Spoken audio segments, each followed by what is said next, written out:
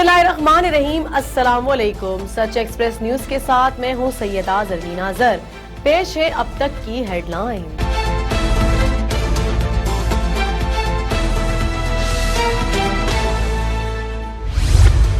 वज़ीर ख़ारजा शाह महमूद कुरैशी कहते हैं कि पाकिस्तान को उसकी जुग्राफियाई मुआशी हैसियत के बाइस नजरअंदाज नहीं किया जा सकता।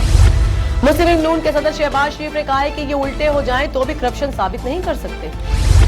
कौमी एहतसाब ब्यूरो नैब ने 20 साल बाद चौधरी बिरादरान के खिलाफ इंक्वायरीज बंद कर दी। मुस्लिम लीग नून की तर्जुमान मरियम औरंगजेब का कहना है कि फॉरेन फंडिंग का पैसा जवान पार को बनी गाला की रिहाइश गाहों पर खर्च होता है। आपके पास 31 जनवरी की तारीख है, इस्तीफा दे दें। सिंध हाई कोर्ट ने शहरी की अदम बाजियाबी से मुतालिक केस में तफ्तीशी अफसर की रिपोर्ट मुस्तरद कर दी। अदालत ने तफ्तीशी अफसर के वारंट गिरफ्तारी जारी करते हुए CCPO कराची को तलब कर लिया।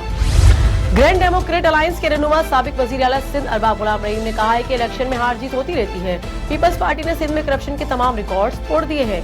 PDM में सियासी जमातें नहीं माफियाज हैं। अगर इमरान खान आज उन्हें NRO दे दें तो ये सारे खामोश होकर बैठ जाएं।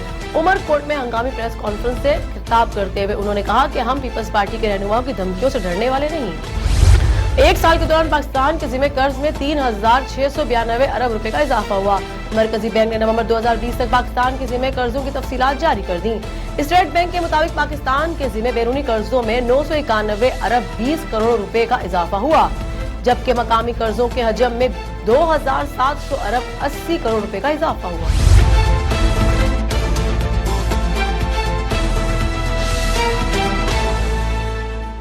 ये थी अब तक की हेडलाइंस। मजीद खबरों और अपडेट के लिए देखते रहिए सच एक्सप्रेस न्यूज और विजिट कीजिए हमारी वेबसाइट www.suchexpressnews.com। हमारे साथ रहिए।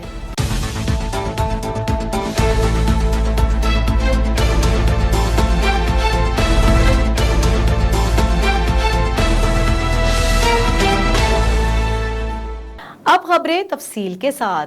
मुस्लिम लीग नून के सदर शहबाज शरीफ ने कहा है कि ये उल्टे हो जाएं तो भी करप्शन साबित नहीं कर सकते। एहतसाब अदालत लाहौर में मनी लॉन्ड्रिंग रेफरेंस से मुतालिक केस की समाअत हुई। कौमी असेंबली में कायदे हिज़्ब इख्तिलाफ और मुस्लिम लीग नून के सदर शहबाज शरीफ और हमजा शहबाज को एहतसाब अदालत में पेश किया गया।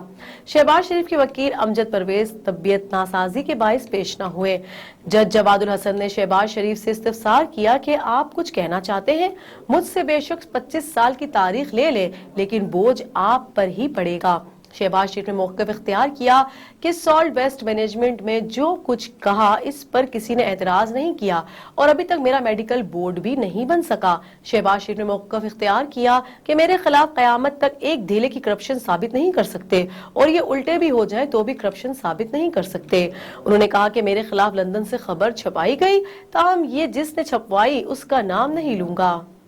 ग्रैंड डेमोक्रेट अलायंस के रहनुमा साबिक वज़ीर आला सिंध अरबाब गुलाम रहीम ने कहा है कि इलेक्शन में हार जीत होती रहती है। पीपल्स पार्टी ने सिंध में करप्शन के तमाम रिकॉर्ड तोड़ दिए हैं। PDM में सियासी जमातें नहीं माफियाज हैं। अगर इमरान खान आज उन्हें NRO दे दें तो ये सारे खामोश होकर बैठ जाएं। उमरकोट में हंगामी प्रेस कॉन्फ्रेंस करते हुए कहा कि हम पीपल्स पार्टी के रहनुमाओं की धमकियों से डरने वाले नहीं हैं।